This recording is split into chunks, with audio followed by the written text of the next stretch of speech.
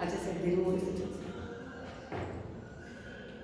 નમસ્કાર વિદ્યાર્થી મિત્રો, હું કૌશિક આચાર્ય સંસ્કૃતના લેક્ચરમાં તમારું સ્વાગત કરું છું. આજે આપણે એક મહત્વનો ટોપિક ભણવા જઈ રહ્યા છીએ, જે સેક્શન ડી, આપણા જે પ્રશ્નપત્ર છે એમાં સેક્શન ડીમાં 1 માર્ક્સમાં પૂછાય છે, પણ ખૂબ મહત્વનો છે. આપણે વિભક્તિ શીખી ગયા, જેને કારક પણ કહેવાય છે. તો આજે આપણે શીખીશું ઉપપદ વિભક્તિ પરિચય. હવે શબ્દ સમજીએ. ઉપપદ, ઉપ એટલે શું? નજીક, પાસે. કોઈ પાસે જે શબ્દ પદ આવ્યું હોય એને કારણે જે વિભક્તિનો પ્રયોગ થાય એને ઉપપદ વિભક્તિ પરિચય આપવામાં એટલે કહેવામાં આવે છે. જેમ કે અત્યાર સુધી આપણે જે વિભક્તિ શીખ્યા એ વિભક્તિ ચોક્કસ અર્થ દર્શાવે છે. જેમ કે કર્તા એટલે વ્યક્તિનું મહત્વ, કર્મ દ્વિતીય વિભક્તિ છે, કરણ તૃતીય વિભક્તિ છે. એમ ક્રમશઃ એ બધી વિભક્તિ ચોક્કસ પોતપોતાના કાર્ય ક્રિયાપદની સાથે યોગ્ય રીતે વપરાય છે. પણ અહીં જે ઉપપદ વિભક્તિ છે એ કેવી રીતે આપણે તૈયાર કરીશું એ જોઈએ. સૌપ્રથમ તો વિભક્તિ છે ને કારક પરિચય, કારક વિભક્તિ પણ કહેવામાં આવે છે. તો શું છે? જેમ કે શિષ્યઃ સંસ્કૃતમ પઠતિ, શિષ્ય સંસ્કૃતમ પઠતિ એટલે કે શિષ્ય સંસ્કૃત ભણે છે. તો સંસ્કૃતમ અહીં જે અનુસ્વાર આવ્યો હોય દ્વિતીય વિભક્તિ છે તે દ્વિતીય કારક વિભક્તિ કહેવાય છે. જેમ કે વક્તા જ્યારે કોઈ વાક્યમાં કોઈ કહેવા ધરેલું કે પદાર્થ કે વસ્તુ હોય, કોઈ વાક્યમાં કહેવું હોય કશું, તો ત્યારે કારક સંજ્ઞાનો ઉપયોગ કરે છે. એને ચોક્કસ જ્યારે વિભક્તિ વાપરે ત્યારે એને કારક વિભક્તિ કહેવાય છે. પણ ઉપપદ વિભક્તિ, એમાં પ્રયોગ તો વિભક્તિનો જ કરવાનો છે, પણ ઉપપદ વિભક્તિ એટલે શું? તો કે ઉપ એટલે નજીક. જ્યારે કોઈ એવા ચોક્કસ શબ્દો આવે અને ત્યારે આપણે ચોક્કસ વિભક્તિ વાપરવાનું પ્રયોજન થાય ત્યારે એને ઉપપદ વિભક્તિ કહેવાય છે. ફોર એક્ઝામ્પલ, આપણે રસ્તા પર જતા હોઈએ છીએ વ્હીકલ લઈને, સાધન લઈને, તો એના ચોક્કસ નિયમો છે. રોડ પર જવા માટેના ચોક્કસ નિયમો છે, ડ્રાઇવિંગના ચોક્કસ નિયમો છે. પણ જ્યારે આપણે રોડ પર જતા હોઈએ છીએ ત્યારે એ રોડ પર જો એમ્બ્યુલન્સ આવશે તો આપણે બધા સાઈડ પર થઈ જઈશું અને એને રસ્તો આપી દઈશું. મતલબ એ વિશિષ્ટ છે. તો અહીંયા પણ વિશિષ્ટ શબ્દ પ્રયોગ જ્યારે થાય, એ વિશિષ્ટ શબ્દ પ્રયોગ એટલે કયા? તો કે જે અવ્યય. અવ્યય એટલે શું? તો સમજી લઈએ કે જેનો વ્યય થતો નથી. મતલબ એને કોઈ વર્તમાનકાળ, ભૂતકાળ, ભવિષ્યકાળ કે પાછળ કોઈ પ્રત્યય લાગતા નથી અને એનો વિકાર નથી થતો. એ શબ્દ એઝ ઇટ ઇઝ એવા જ રહે છે, જેને અવ્યય કહેવાય. તો એવા જે અવ્યય પદો આવે છે ત્યારે ચોક્કસ વિભક્તિ જ લાગે છે, જેને ઉપપદ વિભક્તિ કહેવાય છે. અહીં સમજી લઈએ એક એક્ઝામ્પલ મેં લીધું છે, ગણેશાય નમઃ. તો અહીં આ જે નમઃ શબ્દ આવ્યો એ અવ્યય છે, નમસ્કાર કર્યા છે. તો કોને? ગણેશને. ત્યારે ચતુર્થી વિભક્તિનો જ પ્રયોગ થાય છે. તો આને કહેવાશે ઉપપદ વિભક્તિ પ્રયોગ, કે નજીકના પદને કારણે અમુક વિભક્તિ વાપરવાની થાય ત્યારે ઉપપદ વિભક્તિ કહેવાય છે. અને નજીકના ચોક્કસ પદ એ કયા પદ આવે? અવ્યય પદ. તો મિત્રો અહીં ઉપપદ વિભક્તિમાં જે કુલ વિભક્તિઓ છે એમાંથી આપણે દ્વિતીયા, તૃતીયા, ચતુર્થી, પંચમી અને ષષ્ઠી આ 6 જ વિભક્તિ યાદ રાખવાની છે. અને એમાં કયા કયા અવ્યયોનો ઉપયોગ થશે તો એ આપણે સમજી લઈએ. ફોર એક્ઝામ્પલ, સેકન્ડ વિભક્તિનો પ્રયોગ ક્યારે અને કયા અવ્યયમાં થાય છે? તો ફર્સ્ટ જુઓ, પ્રથમ ઉદાહરણ છે માર્ગમ ઉભયતઃ વૃક્ષાઃ સંતિ. માર્ગ એટલે રસ્તાની બંને તરફ, ઉભયતઃનો અર્થ થયો બંને તરફ, વૃક્ષો છે. તો એની આગળ જુઓ, અહીંયા શબ્દ આવ્યો છે માર્ગમ. સેકન્ડ છે ગિરિમ પરિતઃ માર્ગઃ વર્તતે. ગિરિમ એટલે પર્વતની ચારે બાજુ, પરિતઃ એટલે ચારે બાજુ રસ્તાઓ છે. થર્ડ જુઓ, વૃક્ષમ પ્રતિ, વૃક્ષમ પ્રતિ પ્રકાશતે વિદ્યુતઃ એટલે કે વૃક્ષની તરફ વીજળી પ્રકાશે છે.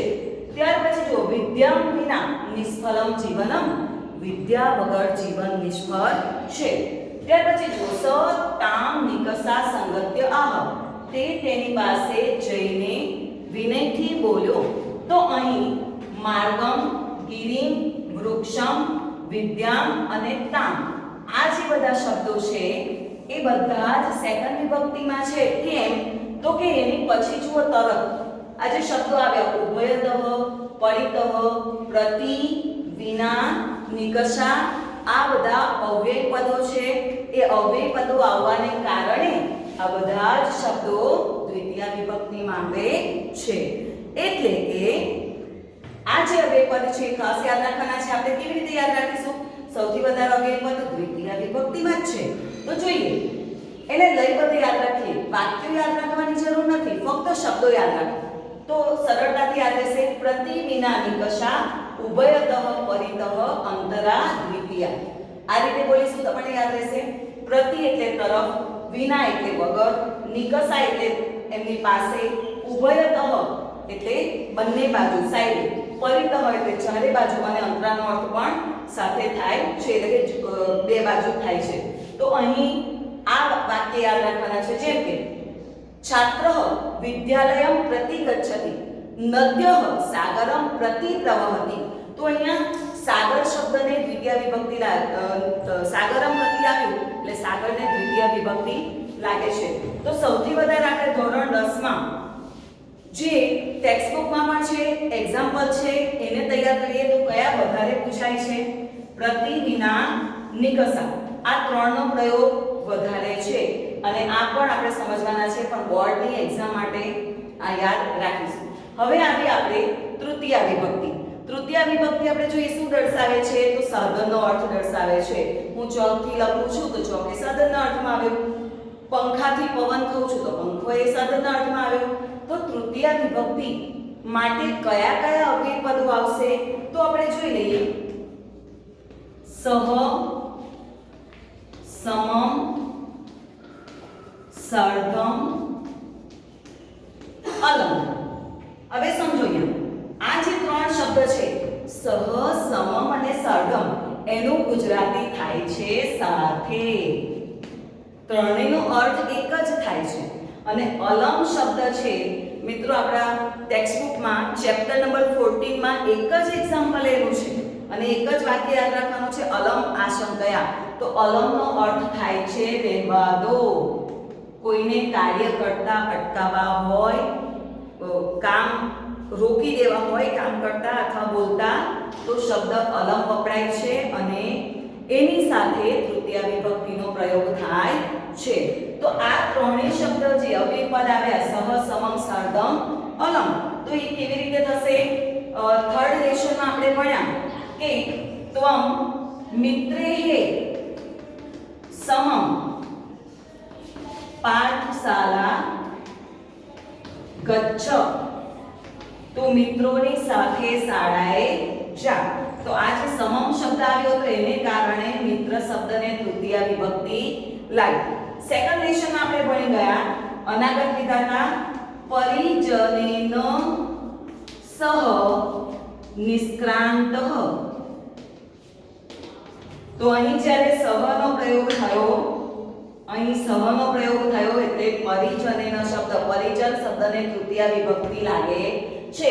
એવી રીતે આપણે અલમનો પ્રયોગ જોઈ લઈએ. અલમ આશંકયા.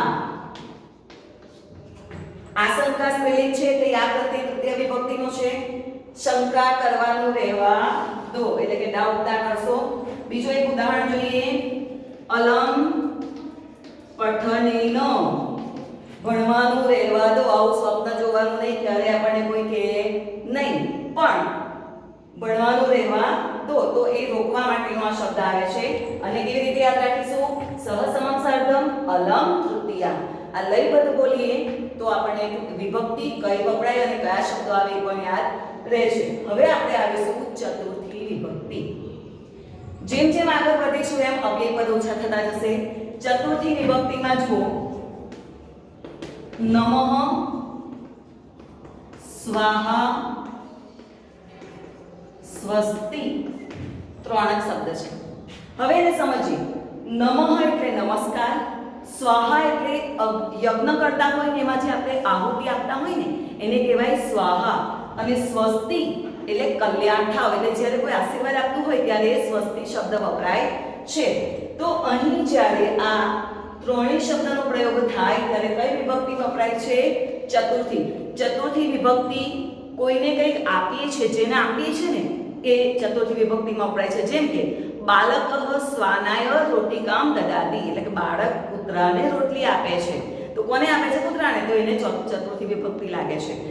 એ વસ્તુ હોય, ભાવ હોય, લાગણી હોય, સ્નેહ, ગુસ્સો કંઈ પણ હોય, ચતુર્થી વિભક્તિ વપરાય છે. તો આને આપણે યાદ કેવી રીતે રાખીશું? એ યાદ રાખવા માટે બહુ સિમ્પલ રીત સમજાવું છું, પણ આપણે એક એક્ઝામ્પલ જોઈ લઈએ. નમઃ એટલે કે આપણે આગળ જોયું ગણેશાય નમઃ, રામાય નમઃ, બરાબર.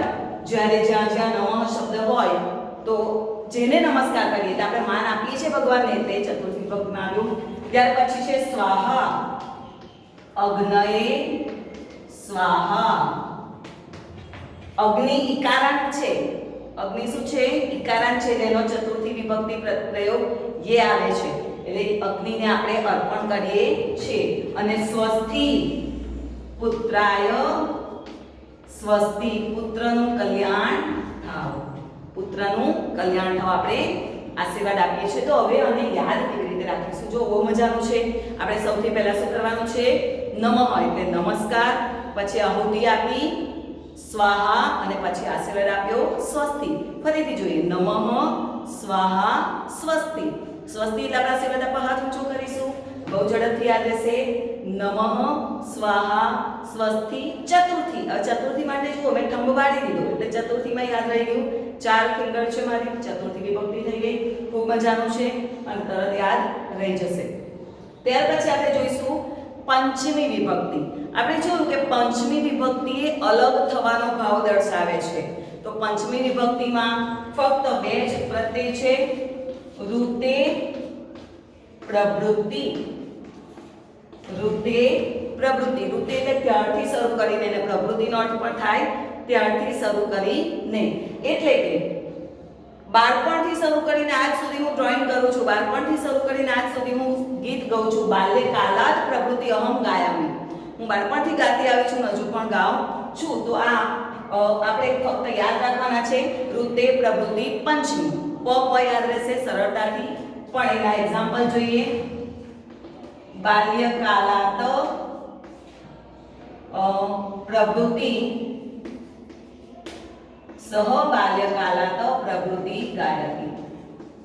બાળપણથી જ એ ગાય છે. અને લાસ્ટ આપણે જોઈ લઈએ ષષ્ઠી વિભક્તિ. ષષ્ઠી વિભક્તિનો અર્થ શું થાય છે? સંબંધ દર્શાવે છે. કોનો, કોની, કોનું. તો એના માટે અવ્યય આવશે. મોસ્ટ આઈએમપી બોર્ડ માટે ધ્યાન રાખવાનું છે.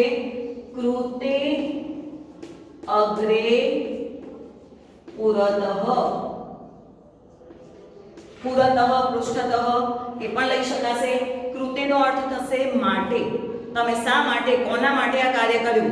સંસ્કૃતસ્ય કૃતે અહમ જીવામિ. સંસ્કૃતના માટે હું જીવું છું. દેશસ્ય કૃતે અહમ જીવામિ. દેશના માટે હું જીવું છું.